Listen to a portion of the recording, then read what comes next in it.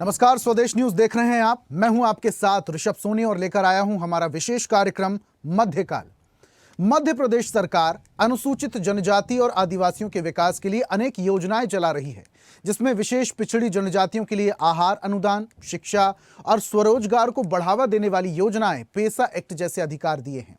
जनजातीय संस्कृति के संरक्षण पर भी राज्य में बड़ी योजनाएं चल रही हैं।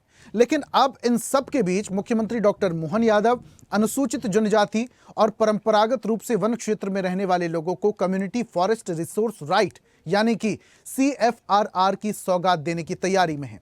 मुख्यमंत्री डॉक्टर यादव इनकी घोषणा 15 नवंबर को जनजाति गौरव दिवस यानी कि बिरसा मुंडा की 150वीं जयंती पर कर सकते हैं।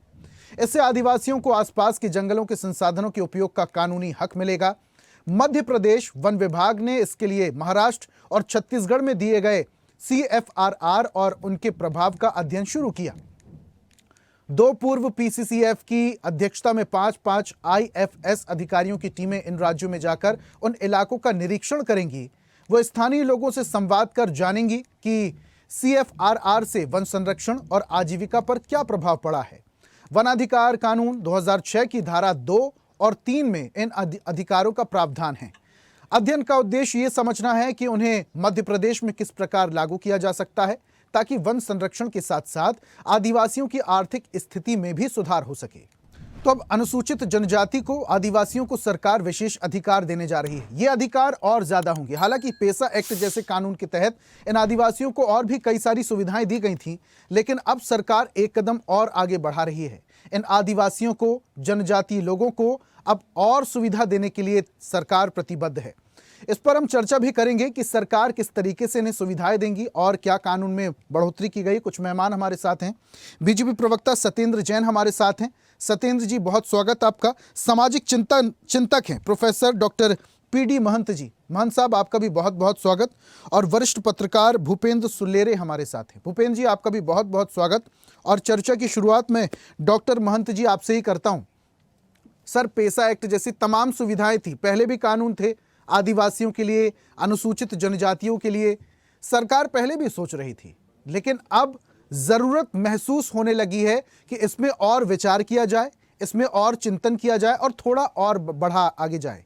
क्योंकि जैसे जैसे टेक्नोलॉजी आगे बढ़ रही है तो लोगों को, अनुसूचित जनजाति के लोगों को इससे अवगत कराना भी बहुत ज्यादा जरूरी है। अब सरकार ये जो कह रही है कि और भी अधिकार दिए जाएंगे, जंगल से जो सामग्री है, जो संसाधन है, उनको लेने की भी छूट होगी, जंगल को संरक्षित करने की, सुरक्षित रखने की भी जिम्मेदारी अब जनजातीय लोग उठा सकते हैं। इसको कैसे देखते हैं और इसकी जरूरत क्यों महसूस हुई? सबको सबसे पहले तो मैं ऋषभ जी आपका धन्यवाद करता हूं कि आपने मुझे मौका दिया, और जैन साहब और सुल्लेरे साहब को भी नमस्कार।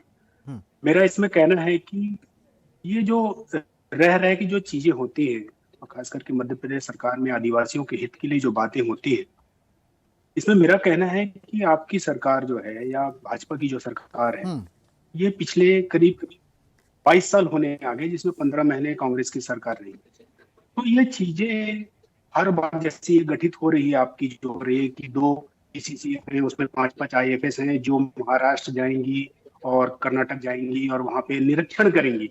मतलब ये तो अभी एक शगुफा जैसा छोड़ा जा रहा है। और रही बात इसमें कि जो उनके द्वारा जो संरक्षण है, जो जंगल आज बचे हुए हैं, वो सिर्फ आदिवासियों के कारण बचे हुए हैं। अदरवाइज तो मेरे ख्याल से जो माइनिंग माफिया जो है, वो तो पूरे जंगल खत्म कर चुकी होती है। अभी तक जो कुछ भी बचा हुआ है, इन आदिवासियों के कारण ही बचा हुआ है। और जो इसमें लोगों की उपभोग, मतलब उपभोग क्या करना है, जो आदिवासी है वो जाकर ज्यादा से ज्यादा जलाऊ लकड़ी या जो थोड़े बहुत फल पत्ते जो इकट्ठे करता है, वही रहता है। तो जिस जगह को अगर सरकार अगर सच में ईमानदारी से इस पे काम करना चाहती है, तो सिर्फ उनकी आजीविका पे ध्यान न देकर, सिर्फ उनके उपभोग की बात ना करके, जिस जमीन पे माइनिंग की बात होती है या जिस भी प्रोजेक्ट के तहत दी जाती है, तो उसमें उनका कुछ मालिकाना हक, कुछ शेयर हो। कि अगर करोड़ों की वहां से संपत्ति, जो भी संसाधन निकल रहे हैं, तो उसमें से कुछ हिस्सा जो सरकार डिसाइड करे, भले 5% हो, तो वो 5% लोगों को स्पेसिफिकली देना चाहिए। जैसे सेंट्रल गवर्नमेंट ने जो सेंट्रल एक फंड किया हुआ है, जो स्पेशल सब प्लान कहा जाता है, वैसे ही स्टेट गवर्नमेंट भी कर सकती है कि उन पैसों में से कुछ चीजें दिए जाएं। सिर्फ ऐसे बार बार कुछ चीजें सगुफे के तौर पे डालना मेरे हिसाब से सही नहीं है। लेकिन फिर भी अगर सरकार ऐसा सोचती है तो बधाई की पात्र है, अगर वो ईमानदारी से ऐसा करती है तो एक अच्छा कदम होगा। हम्म। लेकिन मन जी, इसके अलावा देखिए, संसाधन भी पहुंचाने की बहुत ज्यादा कोशिश सरकार कर रही है ना। छोटी छोटी जो मूलभूत सुविधाएं होती हैं, सरकार भी जनजातीय लोगों तक पहुंचाने की कोशिश कर रही है। बहुत सारे ऐसे इलाके थे जहां पर सड़कें नहीं थी, अब सड़कें धीरे धीरे बन रही हैं, आंगनवाड़ी केंद्र खुल रहे हैं, स्वास्थ्य केंद्र खुल रहे हैं, लोगों को सुविधाएं हो रही हैं। एकदम से सब कुछ नहीं हो सकता, धीरे धीरे कदम ब कदम आगे बढ़ा जाएगा। नहीं, मैं मान रहा हूँ इस चीजों को, लेकिन जो जैसे जो पेशा एक्ट की बात होती है, या पेशा एक्ट में जो स्पेसिफिक है कि स्वशासन की बात है वहां पर ट्राइबल एरियाज में, उसमें जो नेचुरल रिसोर्सेज है उसमें मालिकाना हक की बात है, तो वहां का जो ग्राम पंचायत है वो डिसाइड करता है। जबकि अभी ग्राम पंचायत डिसाइड नहीं करती है। अभी सरकार ने जो शिव गंगा एक योजना चला रखी है, जिसमें करीब करीब 100 ग्राम पंचायत आते हैं ट्राइबल एरियाज के, जिसमें से मुश्किल से 1 या 2 हैं, उसमें भी स्पेसिफिकली झाबुआ जो कि आदिवासी बाहुल्य है, वहां पर सिर्फ एक ही ग्राम पंचायत को कुछ अधिकार मिले हैं जो एलिजिबिलिटी के हिसाब से। तो ऐसे तो मतलब हजारों साल में कुछ चीज नहीं मिल पाएंगी। निसंदेह कि 1 दिन या 2 दिन में चीजें नहीं होंगी, लेकिन फिर भी जो सरकार 20 साल से करीब करीब शासन में है, और अगर उनको कुछ नहीं हो पा रहा है तो ये चिंतनीय विषय है। इस पे तो बिल्कुल। और रही बात की जो वन अधिकार कानून है 2006 का है, मतलब करीब करीब 20 साल उस अधिनियम को कानून को आए हो चुका है। तो अभी आंख खोलना मतलब ये है कि क्या अभी तक हम सो रहे थे? ये भी तो प्रश्न उठता है ना। इस पे ध्यान देना चाहिए सरकार को। सरकार से काम करे तो निसंदेह बहुत बड़ा काम हो सकता है, लेकिन उसमें ईमानदारी होनी चाहिए। लेकिन इसमें थोड़ा सा एक्शन मोड में आने की जरूरत है, थोड़ा तीव्रता लाने की जरूरत है। ठीक है, आता हूं महंत जी आपके पास। सत्येंद्र जी भी हमारे साथ जुड़े हुए हैं। सत्येंद्र जी, पूरी बात आप सुन रहे थे डॉक्टर महंत की। कई सारी बातों पर वो इत्तेफाक नहीं रखते हैं। सरकार जिस तरीके से काम कर रही है, बहुत सारे वादों को वो शगुफा बता रहे हैं। अब आदिवासियों के हक के लिए, जनजातीय लोगों के लिए, हक के लिए, उनके फायदे के लिए भले ही सरकार कदम ब कदम आगे बढ़ रही है, लेकिन डॉक्टर महंत जैसे सामाजिक कार्यकर्ताओं का जो उद्देश्य है और जो उनका विश्वास है, वो जीत पाना थोड़ा सा कठिन हो जाएगा, क्योंकि इसमें तीव्रता की बहुत ज्यादा जरूरत है। सत्येंद्र जी, देखिए तीव्रता, उसी लिए तो तीव्रता और गति और स्केल तो इससे सबसे सर्वप्रथम ये समझ में आता है, चाहे वो देखिए केंद्र की सरकार हो या राज्य की सरकार हो, ठीक है, दोनों में कितना तीव्रता की बात है। आप देखिए, जो पहले अनुसूचित जाति जनजाति का जो राज्य का बजट था वो मात्र 1000 करोड़ का हुआ करता था, ठीक है। और आज की डेट में जो हमारी सरकार है, हम संकल्पित हैं, प्रतिबद्ध हैं, और ये जो बजट है, ये बजट हमारा 70,000 करोड़ के आसपास का हो गया, उससे ज्यादा भी हो गया। तो आप देखिए कितना, ये 70 गुना ज्यादा का, 1000 करोड़ का 70,000 करोड़ ये जनजाति वर्ग के कल्याण के लिए प्रतिवर्ष जो बजट में आवंटन, और आज जो 4 लाख करोड़ का बजट है हमारा, उसमें 4,20,000 करोड़ का।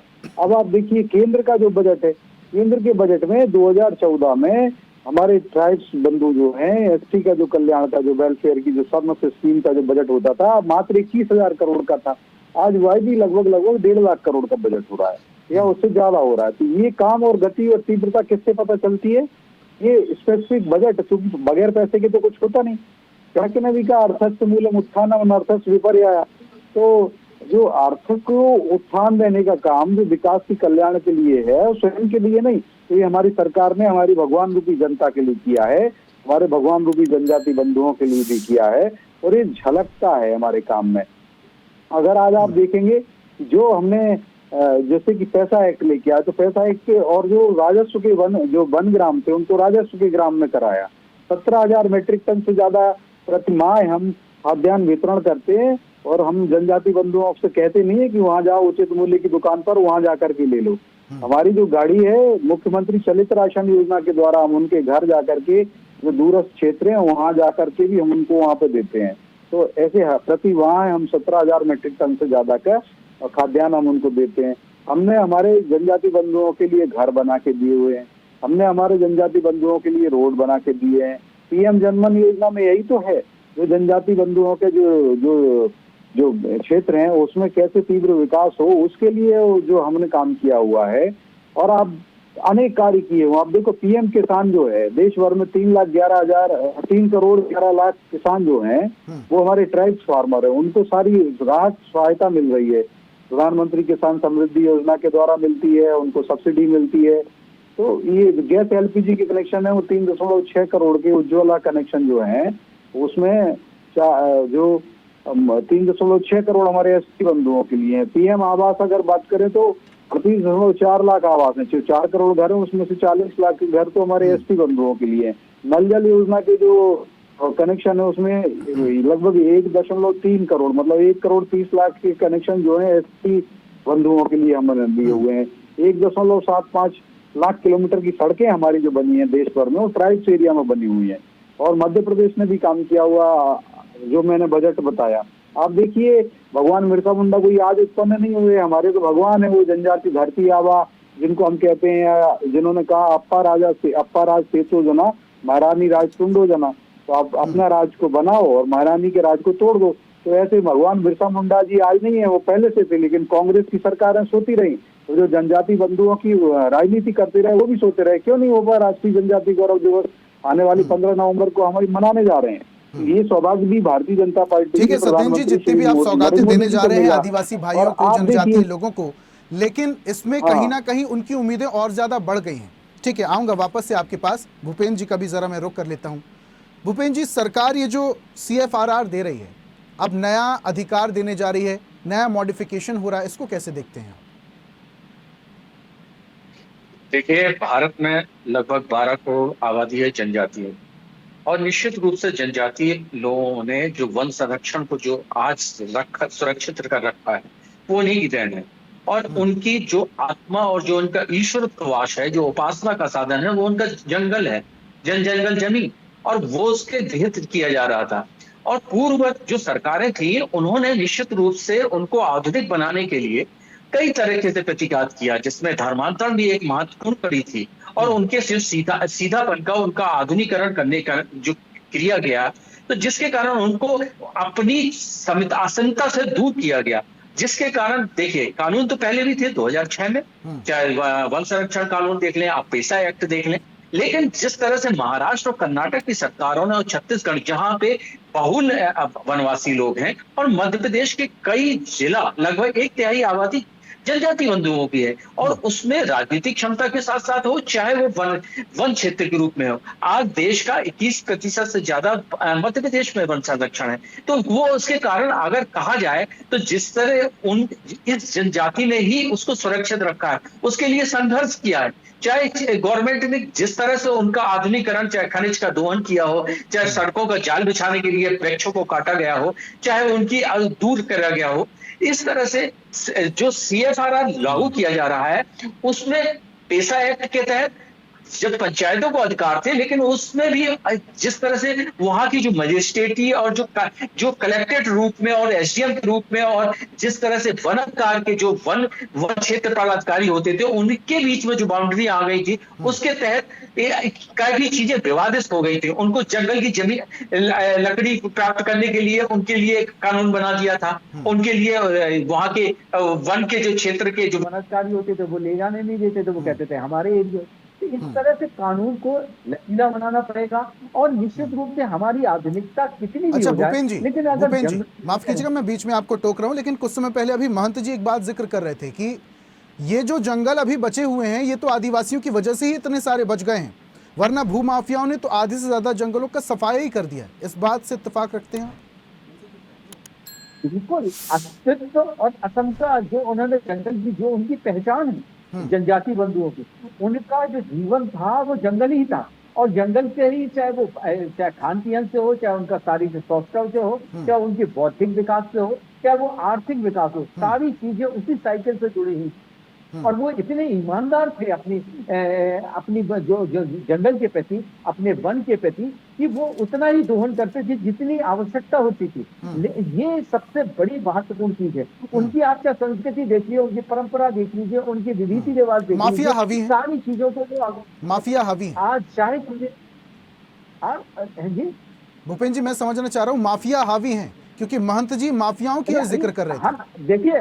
देखिए हर सरकार ने उसका दोहन करने के लिए माफियाओं को एक लूट दे किया है। इसी तरह से इनके जो कानून को इस तरह से पेचीदा बनाया गया है। वहां पे जो चाहे वो आप कहें कलेक्टर का हस्तक्षेप कर दिया, वहां पे फॉरेस्ट का हस्तक्षेप कर दिया, और वहां पे पेशा एक्ट के तहत वहां पे कह दिया कि आपको पंचायत को एक्ट है। अब वो जो आदमी चाहता है वो कम्युनिटी का जो जंगल है जिसकी परिसीमन में आ रहा है वो उसका उपयोग ही नहीं कर पा रहा। ऐसे बहुत से विवाद पैदा हुए हैं मध्य प्रदेश में, मैंने खुद देखे हैं, चाहे आप मंडला के देख लें, चाहे झाबुआ के देख लें, ऐसे बहुत सी चीजें, और जिसको सामाजिक संगठनों ने देखा है और उसके तहत सरकार पे ये दबाव बनाया कि ये इस तरह से एक कानून लचीला होना चाहिए जिसके तहत उनकी जो कम्युनिटी है उसका अधिकार उन्हीं को होना चाहिए और उनके तहत लेकिन मैं आपको तभी बता रहा हूँ ये कानून बनने के बाद भी वो बहुत ही सहज और सरल लोग हैं, उनको भकलाया जाता है, उनको इस तरह से दुरुपयोग किया जाता है, और उनके तहत कई लोग अपने पट्टा करा लेते हैं, कई लोग अपनी इंडस्ट्री डाल लेते हैं, कई लोग खनिज का दोहन करते हैं। ये भी बहुत सी चीजें हैं। लेकिन अगर सरकार की राजनीतिक इच्छा शक्ति अगर प्रबल होगी तो मैं आपको बता रहा हूँ ये जरूरी है कि वह संस्कृति को बचाने के लिए, क्योंकि हमने देखा है कि कई जनजातियों की जैसे बेघर जनजाति है, कई जनजातियां जो अब विलुप्त हो गई हैं, जिनके 200 परिवार रह गए हैं, आज उनकी संस्कृति विलुप्त होती चली गई। ये कारण क्या है? जंगल सिकुड़ते चले जा रहे हैं और शहर का आधुनिकीकरण होता चला जा रहा है। और इस तरह से जिस तरह से जंगलों में बीच में आदिवासियों के और वनवासियों के क्षेत्र में जिस तरह से मिशनरी और जिस तरह से दूसरे मतलम्बी लोग जिस तरह से प्रवेश करे हैं और उनको आदमी जो है क्या है उसके माओवाद की समस्या हो, तो ये सब उन्हीं की देन है। तो निश्चित रूप से जंगल तो ठीक है भूपेंद्र जी, लेकिन जो कंक्रीट के जंगल फैल रहे हैं और ये जो रियल जंगल है, जो असली जंगल है, वो सिकुड़ रहे हैं, इन्हीं की रोकथाम के लिए, इसी के उपाय के लिए सरकार ये कदम उठा रही है। सरकार के जो कदम है ये कितने लाभकारी होंगे ये देखने वाली बात है। महंत जी से मैं आखिरी कमेंट लूंगा। महंत जी, आप कुछ कह रहे थे, पहले अपनी बात रखिए, उसके बाद मैं सवाल लूंगा। मैं भूपेंद्र भाई की बातों से पूर्णतः सहमत हूँ कि अगर सरकार जो है वो सही तरीके से ईमानदारी से काम करे तो बहुत बड़ा परिवर्तन कर सकती है। लेकिन और सत्येंद्र भाई जो बोल रहे थे कि बजट की बात कर रहे थे, इतना बजट था, इतना बजट था, ये जो बजट जो डाटा जो दिखाया जा रहा है ना, मतलब मैं उससे सहमत नहीं हूँ व्यक्तिगत तौर पे कि बजट तो आप बढ़ाते चले जा रहे हैं, लेकिन वो धरातल पर क्या आ रहा है वो भी तो देखना होगा आपको। धरातल पर आदिवासी की मतलब लोग उसके ऊपर पेशाब कर दे रहे हैं, उसको आप घसीट के गाड़ी चढ़ा दे रहे हैं उसके ऊपर, ये चीज तो बढ़ रही है ना। अगर आप उसके पास अधिकार है तो मैं तो सिर्फ ये कहना चाहता हूँ कि माइनिंग जो जहाँ पर आदिवासी है उस धरती के नीचे में संसाधन भरे हुए, खनिज भरे हुए, और वो आप माइनिंग दे देते हैं, माइनिंग किसी कंपनी को दे देते हैं। तो मेरा ये कहना है कि उसको विस्थापित करने की बजाय उसको रोजगार के नाम पे कि आपको उस परिवार के एक आदमी को रोजगार दे देंगे आप, उससे कुछ नहीं होगा। 5,000 10,000 रुपए देके आप उसका शेयर करिए ना, वो जमीन का असली मालिक है, उसका शेयर करिए कि वहां से इतने, मान लीजिए इतने 1 लाख का सामान निकल रहा है तो उसको बताएं कि 20,000 आपके हिस्से में भी आएगा जो सिर्फ आपके लिए खर्च होगा। तो मालिकाना हक तो उसी को मिलना चाहिए ना। आप सिर्फ टूटी की लकड़ी और पत्तों को देकर क्या बताना चाहते हैं? मेरा जो जमीन का अधिकार भी मिलना चाहिए, आप ये कह रहे हैं। ठीक है, आऊंगा महंत जी आपके पास। सत्येंद्र जी का मैं जरा रुक कर लेता हूँ। ठीक है, सत्येंद्र जी सुन पा रहे हैं? हाँ, सत्येंद्र जी, पूरी बातें आप सुन रहे थे। देखिए, ऊपर से सरकार ने भले ही बजट बढ़ा दिया हो, अब ऊपर से 1 रुपए चला, पहुंचा कितना? आप भले ही अधिकार दे दीजिए कि लकड़ी का, पत्ते का, जमीन का, नदियों का, पहाड़ का, लेकिन जो मालिकाना हक आदिवासियों को मिलना चाहिए, जनजातीय लोगों को मिलना चाहिए, वो मालिकाना हक नहीं मिल पा रहा है। वो मालिकाना हक मिल जाए तो ज्यादा परोपकार होगा, ज्यादा अच्छा होगा उनके लिए। देखिए, हम सब प्रतिबद्ध हैं और हमने करा भी है, संकल्पित हैं, तो संकल्प झलकता भी है। आज हमारे यहाँ पे वर्ष 2022 से वनाधिकार जो पैसा एक्ट चल रहा है, और जो CRFF जो आप बात कर रहे हैं, CFRR की कम्युनिटी फॉरेस्ट रिसोर्स राइट, और ये उसी को तो देतक है कि वहाँ के जो लोग हैं वो जो है मोबिलाइजर हैं, ऐसा मोबिलाइजर होते हैं, और जो वहाँ के लोग होते हैं, जो कमी समिति होती है वो तय कर रही है। और आप देखिए, यही कारण है कि आज अलग काम हो रहा है। आज जनजाति बंधुओं का जो क्षेत्र है वहाँ पर हर जगह, चाहे शिक्षा का क्षेत्र हो, चाहे स्वास्थ्य का क्षेत्र हो, चाहे रोजगार के क्षेत्र हो, चाहे आधारभूत संरचना हो, हर वक्त मतलब क्रांतिकारी परिवर्तन आया, युगांतकारी परिवर्तन आया। आज नक्सलवाद को भी हमने समाप्त किया हुआ है। ये कहीं ना कहीं हमारे जनजाति बंधुओं के विकास में सबसे बड़ी बाधा। नहीं माने नक्सलियों की बात तो सबसे ज्यादा परिवारों की हानि, उनके हाथ पैर मतलब अनेक प्रताड़ना ताड़ना देना हमारे जनजाति बंधुओं के साथ होती थी। तो हमने नक्सलवाद भी मात्र 10-11 जिलों में सिमट गया है और पूरे देश भर में जो था रेड कॉरिडोर बन जाता था, जो कि तिरुपति से आरंभ होता था और पशुपतिनाथ तक, नेपाल तक कहते थे, तिरुपति से पशुपतिनाथ। तो ये रेड उसको ध्वस्त कर दिया, छिन्न भिन्न कर दिया है। निसंदेह इसके भी लाभ हमारे जनजाति बंधुओं को मिल रहे हैं। और जो वो भूमि की बात की तो देखिए पट्टे भी कमलनाथ जी की सरकार 15 महीने रही, इन्होंने लेके हमारे जनजाति बंधुओं के साथ कुठाराघात कर दिया। उनके जो रहने का अधिकार था, उनकी जो जमीन थी उसका बुक निरस्त कर दिया।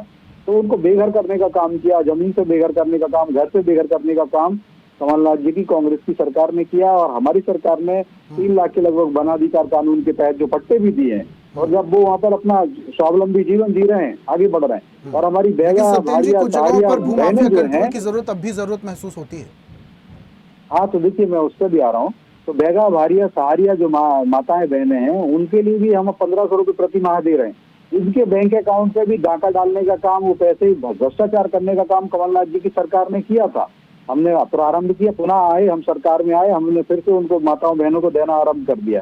तो ये अनेक कार्य हम कर रहे हैं। जो आपने कहा देखिए माफिया के ऊपर अगर हमने कार्रवाई नहीं की होती तो आज 25,000 एकड़ से ज्यादा की भूमि हमने रिक्त कराई है। 25 से 1,000 लोगों के जो अपराधी हैं उनके ऊपर रासुका लगी हुई है या जिला बदर किया गया है। उनको नेशनल सिक्योरिटी एक्ट के तहत कार्रवाई की गई है या जिला बदर किया है, तड़ीपार किया है। और हाँ, चाहे वो शराब माफिया हो, चाहे वो लिकर माफिया हो, चाहे वो सैंड माफिया हो, चाहे वो चिटफंड माफिया हो, चाहे वो भू माफिया हो, इन सब के ऊपर हमारी सरकार का, डॉक्टर मोहन यादव जी की सरकार का वज्रदंड चलता है। वो मुष्टि का प्रहार करते हैं। मध्य प्रदेश के जनजाति बंधु, मध्य प्रदेश का आम नागरिक, किसान हो, माताएं बहन हो, युवा हो, सब डॉक्टर मोहन यादव जी की सरकार के लिए पुष्प से ज्यादा सुकोमल है। और अनेक सैकड़ों योजनाओं के द्वारा हम उनको ठीक है सत्येंद्र जी, सरकार ने जो CFRR का जो संकल्प लिया है, ये संकल्प क्या रंग लाएगा ये देखने वाली बात होगी। सत्येंद्र जी बहुत शुक्रिया हमारे साथ जुड़ने के लिए।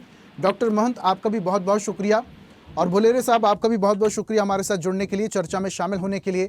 तो आज हम बात कर रहे थे सरकार के संकल्प की। सरकार ने संकल्प लिया है कि आदिवासियों के हित में जो उचित फैसले लिए जा सके वो फैसले लिए जाएंगे और ये फैसला होगा CFRR का, यानी कि अब आदिवासियों को, जनजातीय लोगों को ज्यादा अधिकार दिए गए हैं। अधिकार ऐसा कि अब वो जंगल की रक्षा भी कर सकते हैं और जंगलों के संसाधनों का उपयोग भी कर सकते हैं। लेकिन ये अधिकार उनके संरक्षण के लिए कितना काम आएंगे, उनके हित में कितना काम करेंगे, ये आने वाला वक्त बताएगा। खास पेशकश में फिलहाल इतना ही। देखते रहिए स्वदेश न्यूज, सबसे पहले देश। और ऐसी ही ताजा खबरों के लिए लाइक, फॉलो और यूट्यूब पर सब्सक्राइब कर बेल आइकन जरूर दबाइए और हर अपडेट के लिए विजिट कीजिए स्वदेशलाइव.com।